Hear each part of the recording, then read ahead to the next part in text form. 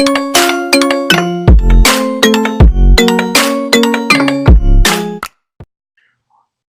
everyone. Welcome to the first episode of the Football Convention. My name is Nick Bharadwaj. I'm going to be hosting today's episode.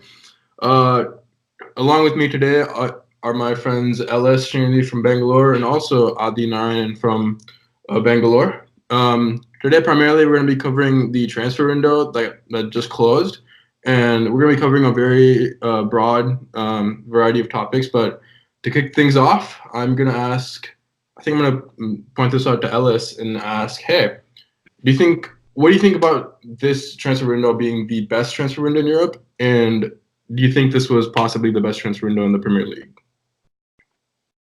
Personally, I think Real Madrid had the best transfer window this season because they replaced Cristiano Ronaldo with another superstar, that is Eden Hazard. Finally got their man after a long summer last season, where Hazard clearly stated he wanted to move to the Spanish Giants. Gotcha. So they got Jovic as well, another great striker who's on his day quite threatening. They got in Ferland Mendy from Lyon, another pacey left back. So I'd say Real Madrid have had their best transfer window in a while, and in fact, best transfer window in Europe this season as well. Going off of that, I think Arme did have a good window, but at the same time, I think the way they dealt with the whole Bale situation could have been better. But obviously, that's up to the board of directors. But Adi, I'm going to see, what do you think about that? Yeah, I mean, it's fair to say that Real Madrid had a good window. I wouldn't call it their best window, but yeah, it was pretty good. They got Eden Hazard to finally replace Cristiano Ronaldo, and the void that he'd left in the squad was pretty evident last season. So yeah, and they got other acquisitions as well in the form of Luka Jovic and Ferland Mendy. So yeah, they had a pretty good window, and it's up to how they perform in the league. Yeah. So overall, do you guys think that this was the best transfer window in Europe that we've seen so far, or do you think we've got better to come? Personally, I think this is by far being the best, if not the most entertaining, because I remember the one as a United fan, I like the one where Paul Pogba signed for us. But on the Yeah. whole, for the football world, I think this is by far being the best transfer window. And I think in the Premier League, Tottenham Hotspur personally might split opinions, but I feel they've had a good transfer window because they're known for not making signings Signing it, basically. for over a Yeah. year. Yeah. And on the deadline day, they were linked with 3, 4 quality players, and That was they ended up. very interesting. Yeah. I was also surprised to see Ericsson not leave. I was convinced he was off somewhere, but moving on. What do you guys think of the effect of the Premier League window closing early? Because I personally thought it was odd, because I'm so used to the window closing shut everywhere at the same time every year, and seeing this new thing where all the Premier League deals went through early, and then I'm still seeing deals go through after everywhere else was quite odd. Adi, what's your take on this? With the window closing early in the Premier League, it obviously has a negative impact on clubs because Yeah. you have clubs all around Europe wanting to poach players from Premier League clubs. Absolutely. And that reduces the morale in most Premier League squads, and you can't replace a player that's been sold, and you'll have to wait until the next window. So Yeah, which is these 6 does months. have a negative impact. Let's start.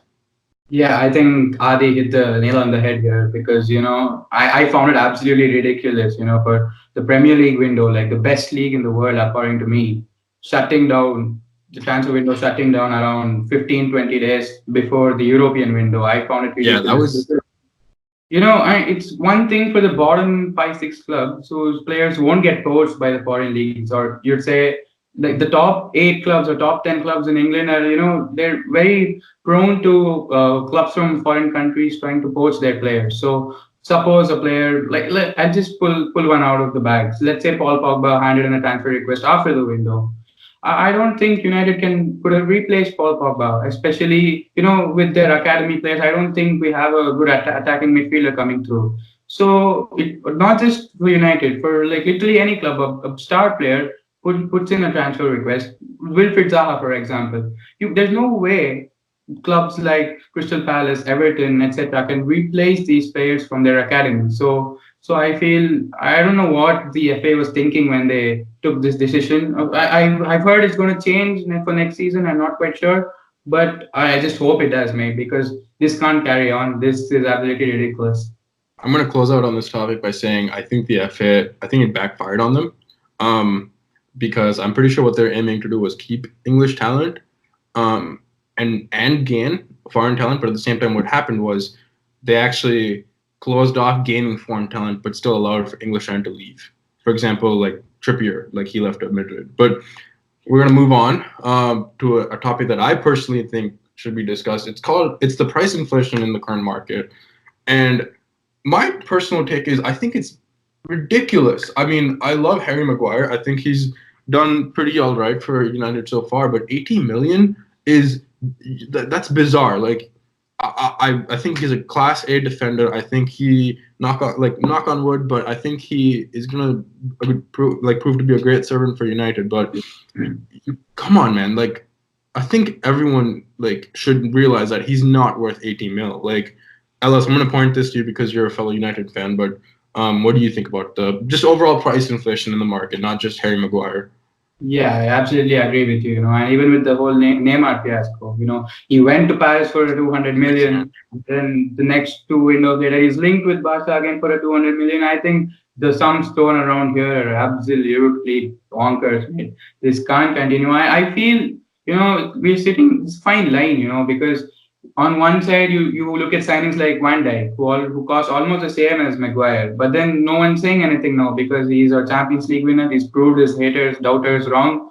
Yeah. So at the same time, you look at Maguire, who's arguably similar to Van Dijk. I wouldn't say equal. He's pretty similar to Van Dijk based on his heading ability, his passing ability. But then if it turns out to be, if United finish outside the top four, again, people are pulling out memes and trolls like Maguire, is this worth 80 million? But then the same thing could have happened to Van Dijk.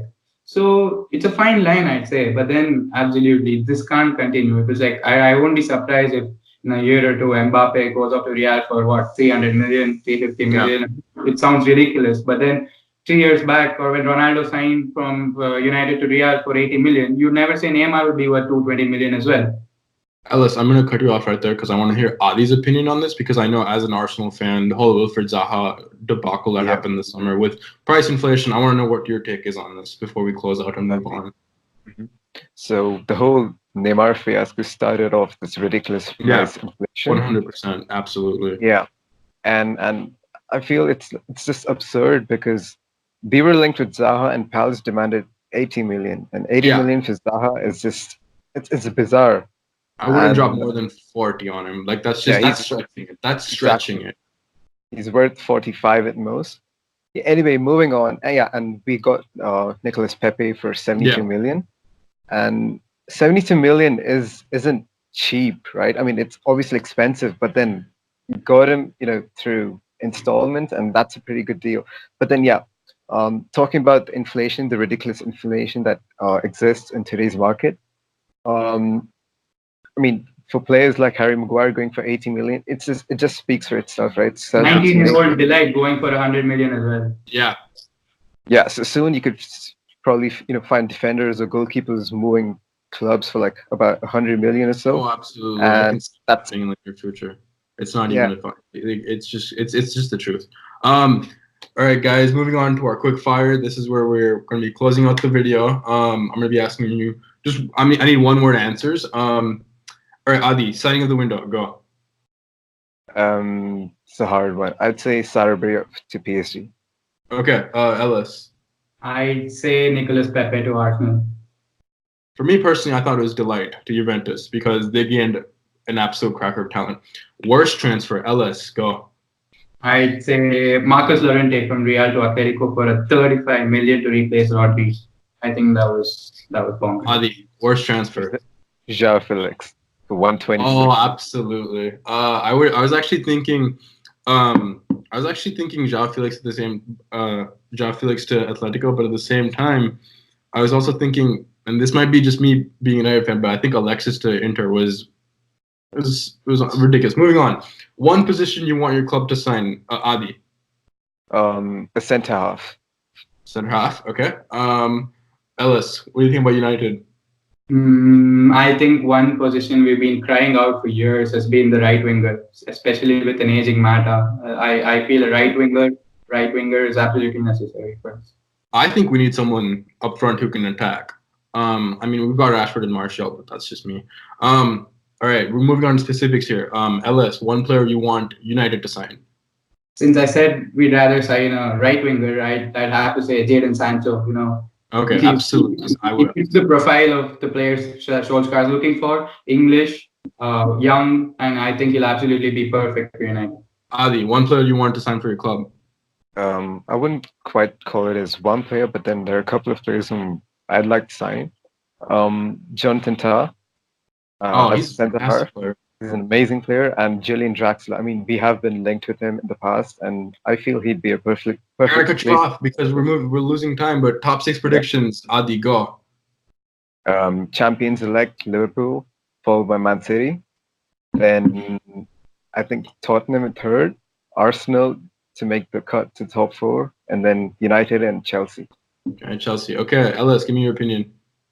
I just can't see Liverpool winning the league in my lifetime. So it has to be City, Liverpool, Spurs for third, Arsenal. I think they'll get top 4 with Aubameyang and Pepe. I think United to finish in the Europa League and Chelsea to follow us at 6th place. All right, I'm gonna wrap up with mine here. I think as much as I hate to see this, I think City's gonna win it this year again, 3 times in a row. Liverpool comes second. Spurs for 4th. I think it's gonna come down to the wire depending on how we do mid-season. So I think 4th is gonna be either Arsenal or United. It's gonna be a toss-up with that mid-season battle, and then obviously Chelsea they need to improve their attack.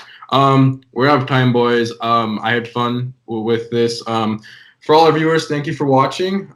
We're gonna have a lot more videos coming out soon, and we hope to see you soon. Thank you. Thank you. Have a good one, boys.